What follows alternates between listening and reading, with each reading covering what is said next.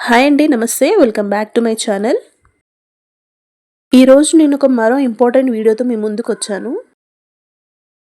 మన ఋషులు ఎంత మేధావులో, ఎంత పెద్ద సైంటిస్ట్‌లో మనకిప్పుడు ఆలోచిస్తే అర్థమవుతుంది. అసలు ప్రపంచంలో ఎక్కడా కూడా ప్రకృతి ప్రసాదించిన చెట్లల్లో ఇన్ని ఔషధాలున్నాయని ఎవ్వరు కనిపెట్టలేదు. మనిషికి బట్ట కట్టుకోవడం తెలియనప్పుడే మన ఋషులు ప్రకృతిలో ఉన్న మొక్కల నుంచి ఔషధాలు సేకరించి మనుషుల ప్రాణాల్ని కాపాడారు. అలాంటి చెట్లల్లో ముఖ్యమైనది వేప చెట్టు. వేప చెట్టు నుండి అనేక లాభాలున్నాయి. ఇప్పుడు అవేంటో చూద్దాం. పొలాల్లో పురుగులు పోవటానికి, బియ్యంలో పురుగులు పట్టకుండా ఉండడానికి, షుగర్ అండ్ బీపీని కంట్రోల్ చేయడానికి, అలాగే చర్మ సౌందర్యానికి ఇలా మరెన్నో వాటికి వేప నూనె, వేప చెక్క, వేప కషాయాలు, వేప గోళీలు, వేప బెరడు అన్నిటిని ఉపయోగిస్తారు. ముఖ్యంగా షుగర్ కంట్రోల్‌కి వేపాకు చాలా పనిచేస్తుంది. షుగర్ ఉన్నవాళ్ళు పడిగడుపున వేపాకు నమలడం వల్ల చాలా బెనిఫిట్స్ ఉంటాయి. ఊర్లల్లో వేప చెట్లు అందుబాటులో ఉంటాయి కాబట్టి ఊర్లో ఉన్న వాళ్ళకి ప్రాబ్లమ్ ఏం లేదు. కానీ సిటీలో ఉన్న వాళ్ళకి డైలీ వేపాకు దొరకకపోవచ్చు. అలాంటప్పుడు నేను చూపిస్తున్న విధంగా వేపాకులతో ఇలా గోళీలు లేదా మాత్రల్లాగా చిన్న సైజ్ బాల్స్‌లాగా చేసుకొని స్టోర్ చేసుకోవచ్చు. వేపాకులో ఉన్న నింబడిన్ అనే కెమికల్ ప్రధానంగా ఇన్సులిన్ రెసిస్టెన్స్‌ని తగ్గిచ్చేస్తుంది. ఇన్సులిన్ రెసిస్టెన్స్ తగ్గడం వల్ల షుగర్ కంట్రోల్ అవుద్ది. ఇలా వేపాకు వాడి చూడండి. షుగర్ తగ్గించుకోండి. ఇలా క్రమంగా వేపాకు తిని చూడండి. డాక్టర్స్ దగ్గరికి వెళ్ళి చెకప్స్ చేపించుకొని మందులు తగ్గించుకునే ప్రయత్నం చేసుకోండి. క్రమంగా షుగర్‌ని కంట్రోల్ చేసుకోవడం మీ చేతిలో ఉన్న పనే అండి. ధైర్యం ఉంటే డయాబెటీస్‌కి చెక్ పెట్టేయొచ్చండి. సో, నేను చూపిస్తున్న విధంగా ఈ రెసిపీని మీరు ఫాలో అవ్వండి. డైలీ ఒక వేపాకు మాత్రం పడిగడుపున తీసుకోండి. అది ఎలా చేసుకోవాలో నేను ఇప్పుడు వీడియోలో చూపిస్తాను, చూసేయండి. వేపాకుల్ని నీట్‌గా కడుక్కోవాలి. ఒక క్లాత్ తీసుకొని ఎండలో గానీ, నీడలో గానీ ఆ వేపాకుల్ని ఆరబెట్టేసుకోవాలి. అందులో నీరనేది లేకుండా ఆకులన్నీ చక్కగా ఆరిపోవాలి. నేను వేపాకు ఆరబెట్టేటప్పుడు ఎండ సరిగ్గా లేకుండే అండి. సో, నేను నీడలో దాదాపు 2 రోజుల వరకి ఆరబెట్టాను. వేపాకులో అసలు నీరనేది లేకుండా మొత్తం ఆరిపోవాలి. కొద్దిగా నీరున్నా కూడా మనం చేసుకునే వేపాకు మాత్రలు త్వరగా ఖరాబయిపోతాయి. ఇలా ఆరబెట్టేసుకొని మనం ఒక 2 రోజుల వరకి వదిలేసేయాలి. దుమ్ము, ధూళి లేని చోట ఆరబెట్టేసుకోవాలి.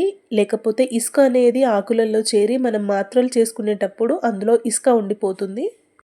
పిల్లలు తొక్కని ప్రదేశంలో, దుమ్ము, ధూళి ఉండని ప్రదేశంలో ఆరబెట్టుకోండి హైజీనిక్‌గా. నా ఛానల్‌ని కొత్తగా విజిట్ చేసిన వాళ్ళు ప్లీజ్ ఛానల్‌ని సబ్స్క్రైబ్ చేసుకొని సపోర్ట్ చేయండి. ఇలాంటి మరెన్నో హెల్తీ వీడియోస్ నేను అప్లోడ్ చేస్తూ ఉంటాను. చూసారు కదా వేపాకు ఎంత చక్కగా ఆరిపోయిందో. అసలు నీరు అనేది లేకుండా వేపాకు పొడి పొడిగా ఇలా ఆరిపోయి ఉండాలి. ఇలా ఆరిపోయిన వేపాకు మనం గ్రైండర్‌లో మంచిగా మిక్సీ పట్టేసుకొని పౌడర్ మాదిరిగా చేసుకోవాలి. ఇలా వేపాకులు ఆరిపోయిన తర్వాత మనం మిక్సీలో పట్టేసుకున్నప్పుడు ఆ పౌడర్ కూడా కొద్దిగా తడి తడిగా ఉంటుంది. పౌడర్ పొడి పొడిగా ఉండదు. సో, మళ్ళీ మనం ఆ పౌడర్‌ని గాలికి ఆరబెట్టేసుకోవాలి. పౌడర్ అనేది పొడి పొడిగా ఉండాలి. చూసారా? ఇలా చేతికి ముద్దలాగా అసలు రాకూడదు. అంటే అందులో ఇంకా పచ్చిదనం ఉంది అని అర్థం. ఇప్పుడు ఈ వేపాకు పౌడర్‌ని మనం గాలికి ఆరబెట్టేసుకుందాము. మళ్ళీ ఒక క్లాత్‌లో ఈ వేపాకు పౌడర్‌ని ఆరబెట్టేసుకోవాలి. దాదాపు ఒక 10 గంటల్లో మొత్తం ఆరిపోతుంది.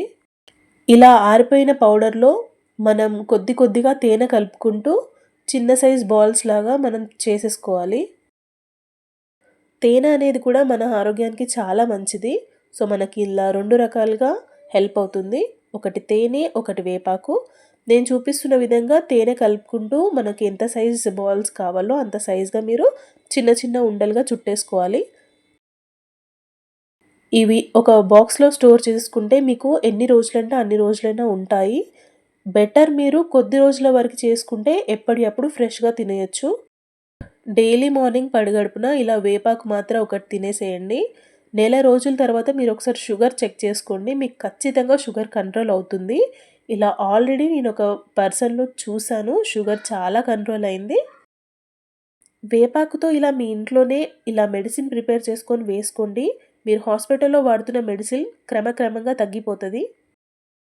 హెల్తీ వేలో మీకు షుగర్ కంట్రోల్ అవుతుంది. ఇలాంటి మరెన్నో హెల్తీ రెసిపీస్ కోసం నా ఛానల్‌ని తప్పకుండా సబ్స్క్రైబ్ చేసుకోండి. Thank you for watching.